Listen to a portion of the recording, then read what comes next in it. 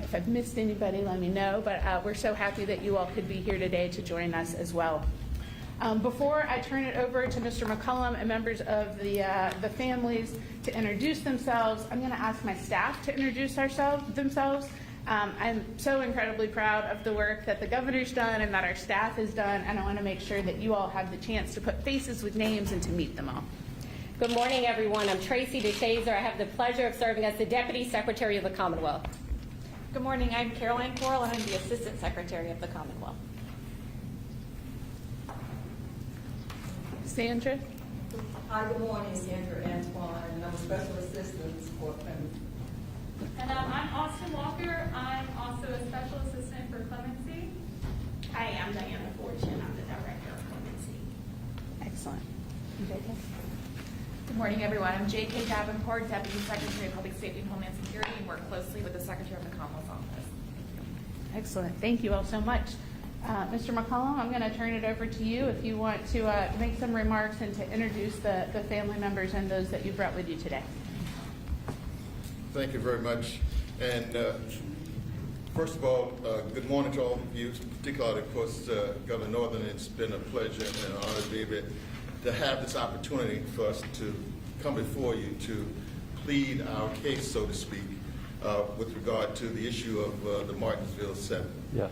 Of course, we all are familiar with the background of and history of the Martinsville Seven.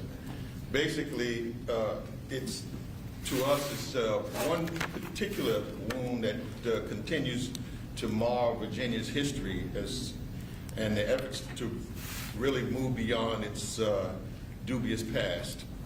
You know, slavery itself, of course, and having our capital having served as the capital of the Confederacy in the past is certainly something that we're trying to move past, but also the vestiges, of course, Jim Crow, which evidenced through the criminal justice system and the experience of the Martinsville Seven.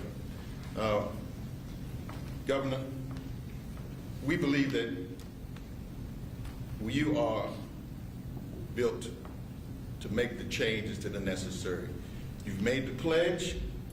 You've not only made the pledge, but you've demonstrated that through many of your executive orders as well as legislation that you have pushed to move Virginia into the 21st century, a century where there's greater opportunities for equity and opportunity for all Virginians. And we thank you for that. Yes. And that's why we believe that this is an opportunity as well as you conclude your first term. Yeah. You're being very diplomatic and kind. To be able to demonstrate again, not just to the citizens of the Commonwealth, but not just to citizens of the country, but the world. Because this is an issue that many people, although it's been tried for many years to be forgotten, it's very familiar, as we certainly know as we look upon the internet age which we live. So for that, that's why we're here, and we're looking forward to you being that. Again, as I said, you've done things that have never been done before, and we believe that you can continue to demonstrate that you can do things that have never been done before with regard to providing an opportunity for a posthumous pardon for the Martinsville Seven, Yes. and to be able to speak directly to the families. Yes, sir. And so we thank you again, as I said, for this time, and I just want to introduce Yes, sir. everyone. As I said, you know me as former mayor of the city of Richmond, and also as a former member of the state parole board. I'm very familiar with the process. But I also want to introduce you to the family members. Yes, sir. Thank you for that. And I want to start, as I said, I'm the great nephew of Francis DeSalle Grayson, but I'm also the nephew of Booker T. Milner, who was my mother's brother. And she, of course, she'll turn 85 next week, so this could be a great birthday present. Yes, sir. Next to me, I want to let the family members themselves introduce and state their relation. My great cousin here. My name is James Grayson. I'm the son of D-Cell Grayson. And I'm here, well, actually, I'm looking for closure. I'm looking for forgiveness. I'm looking for, to build, not to tear down. Because I know that a mistake has been made, and it's time now that mistake would be rectified. That's why I'm here today. It took me through a lot of things. I'm a man that's sitting here with you. Also, I've been through what they went through. And when I said that, meaning this, that, I did 40 years in prison for something I did not do. Yes. But I didn't get anything for it, no apologies, nothing. But a case came called, the Merrill Unger case came up, you know what I'm saying? And then they started releasing people. Although they made a deal, they said, okay, we want you to sign papers. When you sign these papers, then you can go home. If you don't sign these papers, you're going to die in prison. That's what they told me. Okay, so I'm here, like I said, on behalf of all those who even maybe might not be here now, but I want closure for them. I want them to be able to realize that somebody cares, that somebody loves them, and that they're not forgotten about. Yes. That's why I'm here. Well, I'm glad you're here. Thank you, sir. Good morning, I'm Pamela Hairston. I'm a cousin to Booker T. Milner and possibly all of the three Hairston boys. And I want to thank Frank Green of the Richmond Times-Dispatch. About 20 years ago, he wrote an excellent piece on the Martinsville Seven. And when I read it, the young boy had said, before he was executed, he said, God knows I didn't touch that woman, and I'll see y'all on the other side. So that's where my mission started. And I've written, and no one seemed to really care. And many people, most people had never even heard of the Martinsville Seven in my hometown. And so I just started writing, and some of my letters were published. But once again, I'd like to thank Frank Green, and whom I just met, and I want to thank him. And thank everyone that's here. Thank you, Ms. Harrison. Thank you. I'm Ron McCollum, I'm Rudy's younger brother. Of course, a nephew of Booker T. Milner, and a great nephew, South Grayson. I'm here to support and thank everyone for their participation in this process. I'm Curtis Milner, cousin of Booker T. Milner, and possibly the Harrisons. That's my brother was there. I was 7 years old in Martinsville when this happened. I was 9 years old when they was executed. So for 2 years, and thereafter I was traumatized by this incident. I'm looking for closure.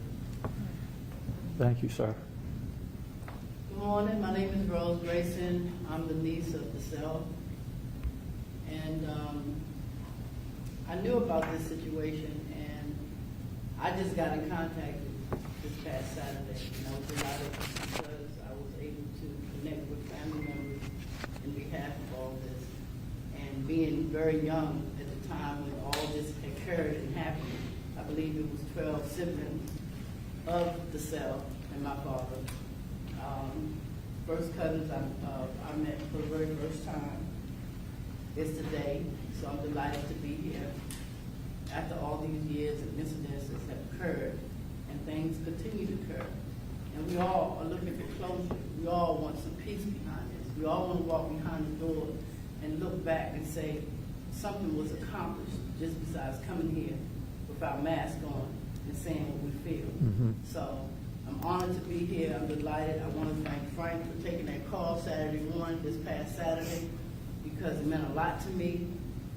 It was like a kid on Christmas Day for me. I felt like I was opening up a gift, a new beginning to a chapter that needs to be taken care of ASAP with all of our emotions and feelings, because a lot of people have gone through a lot of things behind it. So truly, it's a lot of people just don't know how impacted it has made, even through the younger generation.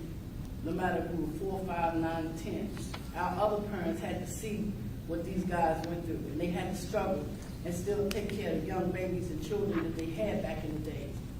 So I can witness my father being hit, busted in the head as a child, walking down the street because of color. But yet we all share the same blood. We all have the same color blood unless you're an alien, you know. Other than that, we come for peace and harmony, and we really want closure.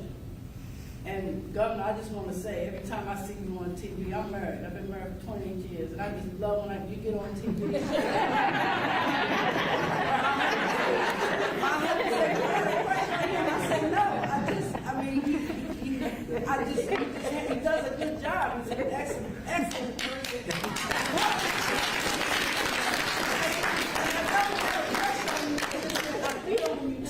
You talking from your heart, not from your mouth. I appreciate it. In other words, you could be the next Miss Northam. But I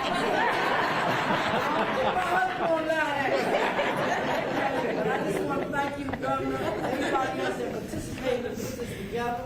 You know, I enjoyed coming here. It took a while getting here. We left at 4 this morning. But all the family members and the ones that couldn't make it, they're in our thoughts and prayers, and we'll take it back home wherever we can. Thank you so much. Thank you so much. Thank you for your words, and thank you for being here. I know we've got a lot of friends and supporters and family and others. Are there other family members that? No? Okay. Well, we'd love to hear from everybody, but we also want to hear from the governor as well. And I appreciate you all introducing yourselves and making your case. We really do appreciate it. I know it was a long drive, and really glad you could be here. Before I turn it over to the governor, I'm going to turn it over to Deputy Secretary Tracy DeShazer. She has a reading that she'd like to share with us. So good morning again, everyone. I think it was already alluded to that much has been said about the Martinsville Seven, and even more has been written. And so like any good team, any good staff would do, we did our own research in preparing for today's meeting. And one of the things that we came across, it just really stood out. And we thought it was important to share it today. Many of you all probably have also read this, but it's actually a poem. It's a Cuban poet that actually wrote this, and we thought the words were powerful as he wrote about the Martinsville Seven. 7 black voices in Martinsville called 7 times to Jesus by name, and they asked him in 7 cries of rage. Like 7 lances, they asked in Martinsville in 7 strikes of sulfur. Like 7 volcanic rocks, they ask 7 times for revenge. Thank you, Tracy. And with that, hard act to follow, Governor Northam. Thank you, Secretary. And good morning to everybody. And first of all, to giving credit where credit's due, a lot of good work has happened in the Commonwealth over the years, and our leader, Secretary Thomas, and our Secretary of the Commonwealth, and her team that you see here today have just done amazing work. So oftentimes I cut the ribbons and take credit for things, but there is a lot that goes on behind the scene, and a lot of very good people that are working on behalf of our fellow Virginians. So Kelly, thank you for that. I also want to recognize and thank our legislators. They have been introduced, but Senator Louise Lucas, Delegate LaCherice Aird, and Delegate Marcia Price. And welcome, Delegate Bagby. Thank you for being here. But again, a lot of wonderful, great work, much needed work has occurred, and it has not happened in a vacuum. It's happened because of tremendous leadership, and so we're forever grateful to our legislators. And as Kelly said, to all of you that have taken time out of your schedules to be here today to make sure that justice is served, and I hear the passion in your comments, and I know that this is something that you all have felt very strongly about for many years. We all want our justice system to be fair, to treat everyone equally, and to get it right every time. But we know that that is not always the case, and it especially was not the case in the past. For too long in Virginia, racism and discrimination were woven into the fabric of our systems, especially our criminal justice system. And that is why our administration has pushed a number of criminal justice reforms. We want to rectify past wrongs when we can and make sure that as we go forward, the system treats everyone fairly and equally. So today, we're here to talk about a past wrong. And as you probably know, I am a listener, and I've been listening to you and to the Martinsville Seven, Francis DeSales Grayson, Frank Hairston Jr., Howard Hairston, James Luther Hairston, Joe Henry Hampton, Booker T. Miller, and John Claiborne Taylor were executed in 1951 for the crime of rape. They were tried in short, quick trials, all white juries. I'm going to repeat that. All white juries convicted of the crime and sentenced all 7 of them to death. We know that in Virginia, it was almost entirely black men who were sentenced to death for rape convictions. From 1908, when Virginia began using the electric chair and keeping execution records in the central location, to 1951, state records show that all 45 people executed for rape in Virginia were black men. These men were executed because they were black, and that's not right. So today we're here to acknowledge the wrong that was done to these 7 men. The system, the criminal justice system of the Commonwealth of Virginia, it failed them. They did not receive due process. Their punishment did not fit the crime. They should not have been executed. So I've thought about this a lot. And I've been looking forward to meeting with you all. So yesterday, I asked my staff to go ahead and put some paperwork together. And so today, I'm giving each one of the 7 a posthumous pardon.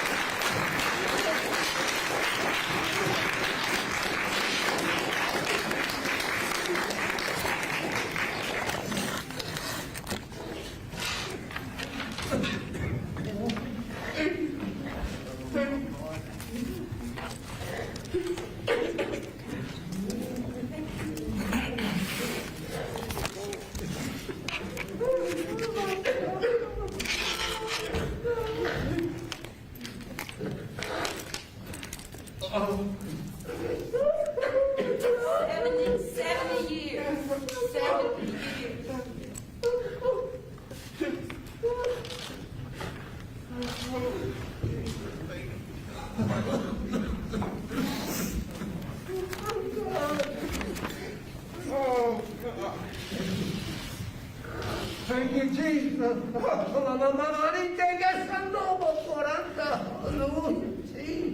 Thank you, Lord. Thank you. Yes. Oh, yes. Oh, yes. Thank you, Jesus.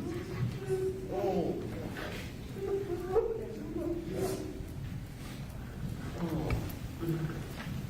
We will read these and sign them in just a minute, but I just wanted to say a couple other words and again to credit our administration. We have now issued more than 600 pardons, more than the last 9 governors combined, going back to Chuck Robb. It was important to us to reduce the backlog of pardon petitions so that we can deal with those requests more quickly going forward.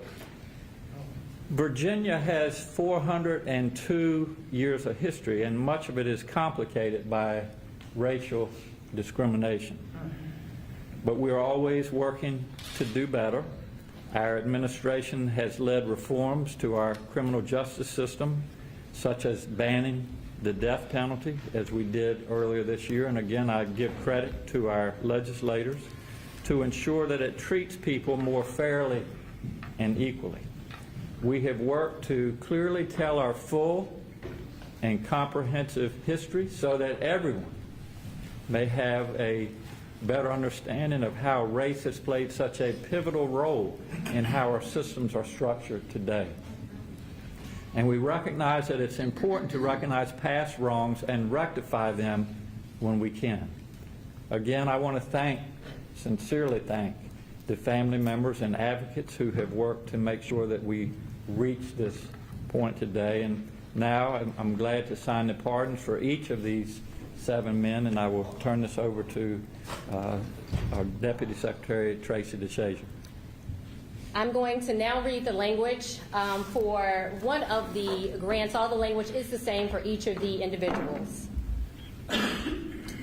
Whereas at hearings held in and for the Circuit Court for the City of Martinsville, Francis DeSales Grayson, Frank Hairston Jr., Howard Lee Hairston, James Luther Hairston, Joe Henry Hampton, Booker T. Milner, and John Claiborne Taylor were sentenced to death after being convicted of rape. And whereas Ruby Stroud Floyd identified Francis DeSales Grayson and Joe Henry Hampton as her rapists, though Frank Hairston Jr. and Booker T. Milner were the first arrested. Following their arrest, Francis DeSales Grayson, Howard Lee Hairston, James Luther Taylor, Joe Henry Hampton, and John Claiborne Taylor were arrested, ultimately forming the group that would become known as the Martinsville Seven.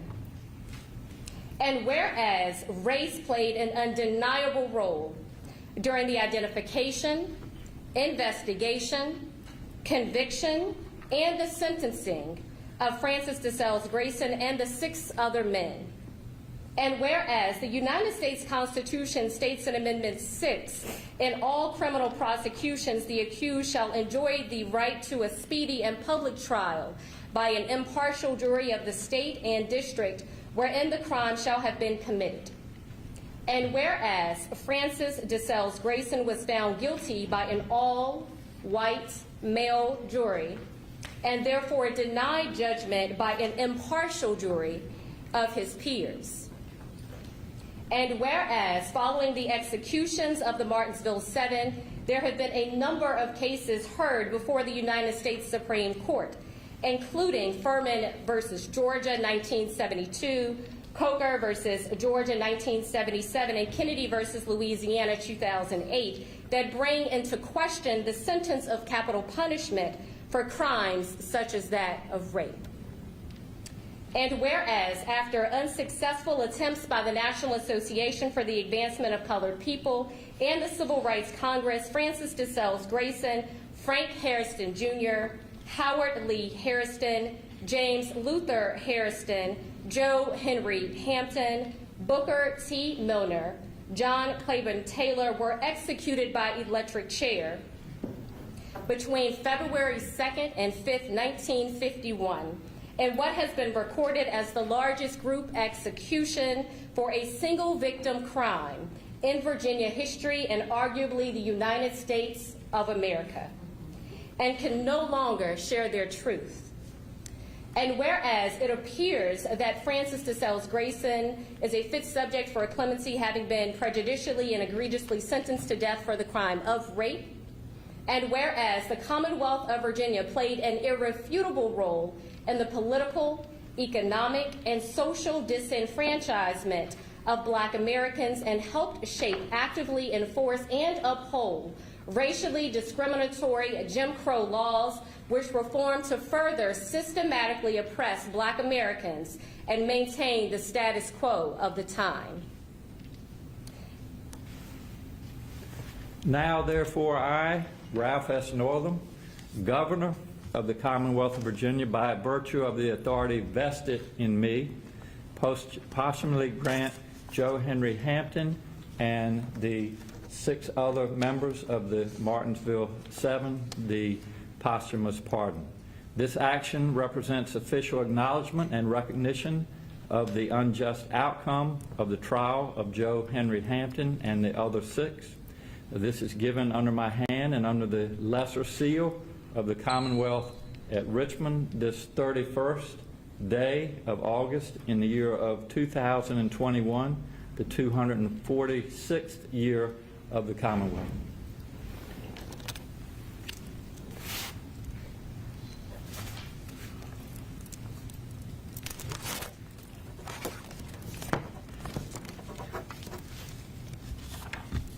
This first one is for Joe Henry Hampton.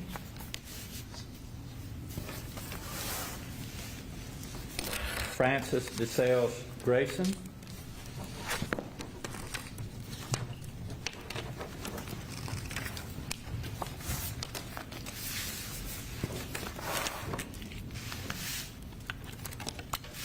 Frank Hairston Jr.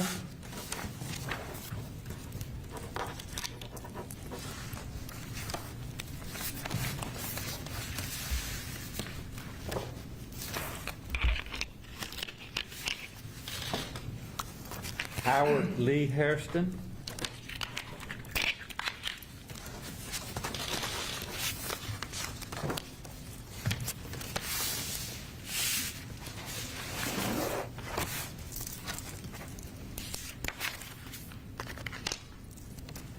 James Luther Hairston.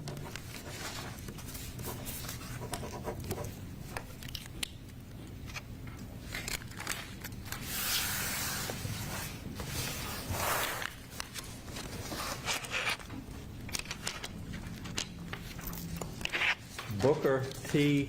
Milner.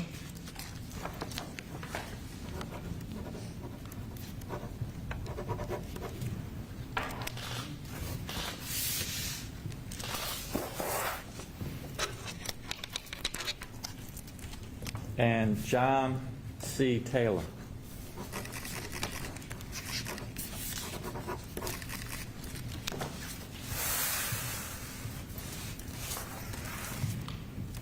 Excellent. Thank you, Governor. Thank you. Next, we're going to hear a little bit from Caroline Coral, our Assistant Secretary of the Commonwealth. Good morning. The pardoning of the Martinsville Seven brings an opportunity to talk about Governor Northam's clemency milestones and initiatives. We've heard the governor say that clemency is an opportunity to right wrongs. We've heard him say that Virginia is a place that believes in moving forward, not be tied down by the mistakes of our past. We want people to return to our communities and participate in society. We must welcome them back fully. And clemency does just that. Clemency provides a second chance to individuals who've accepted responsibility, paid their debts to society, and in some cases, whose sentences span decades for nonviolent offenses. As Governor Northam said, and I'm also proud to say, with today's action, Governor Northam has granted over 600 pardons since his term began, more than the previous 9 governors combined. This record-breaking milestone comes on the heels of the governor's renewed commitment to tackling the backlog of over 2,500 pardon petitions. His words are backed up by actions. The governor has acted on over 2,000 pardons since he's been in office. He has recently dedicated additional staff and resources to ensure petitions are receiving efficient consideration. He's also launched a redesigned pardons website with features to submit a pardon online, to check the status of a pardon, and to submit comments of support or opposition for a petition. It was important to the governor to give Virginians the opportunity to submit their petitions online. This improves the efficiency of the clemency process, It allows pardon staff, like the people you see in this room, to spend less time opening and sorting mail and more time reviewing and processing petitions. Governor Northam also eliminated the requirement that petitioners obtain copies of their criminal histories. This process can be not only costly, but confusing. Individuals petitioning for clemency often lack the time, money, or resources to obtain this information. It is standard practice to collect new copies of criminal histories on all petitioners during the clemency review process, so why double the effort? This policy change will streamline operations. It will also increase equity. When we find new ways to be efficient, we are fulfilling the governor's promise to transparency and good government for Virginians. As you can see, the governor has empowered his administration to work tirelessly to provide individuals second chances. Now, I empower each of you to be stewards of these second chances. Use your networks to your advantage. Advocate for people you know might deserve a second chance, or people you might not know. It's amazing what we can do together. We have just over 4 months left of this administration. Think about how many more second chances we can give to Virginians. Thank you. Thank you, Karen.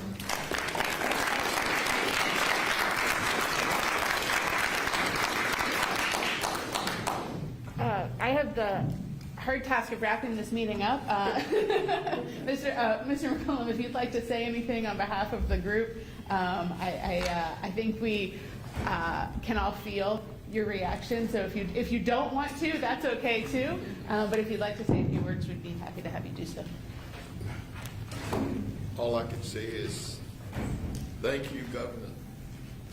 It's been decades coming, and this is something that we've been living with, that we can now put behind us and have peace in our lives, and be able to share this with our family members that are many out there that aren't here today, that we can be able to give peace to as well, because the burden of having to live with this atrocity can now be put behind us. Yes, sir. So I thank you so much. Well, thank you, sir. Thank you. Thank you all so much for being here and for advocating and to doing what's right. And just to all of you in here, I thank all of you for taking time as well. And I want you all to continue to stay safe, continue to rely on your faith and your family and friends, and continue to do good things in the Commonwealth of Virginia. So we appreciate that. And I'd just like to thank Liz Ryan, who had this instrumental in this. Yes. And I'd like to thank Liz. Thank you, Mr.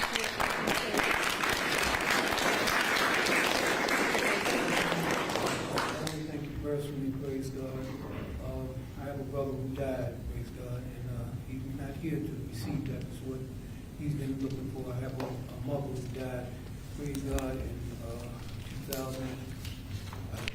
2011. After 40 years of me being in prison, praise God, I came home in 2013. And on that behalf, I want to thank you, praise God, for both my brother and my mother, who fought so many years in and out for stay of executions and was turned down. Yes. Thank you. Thank you, sir.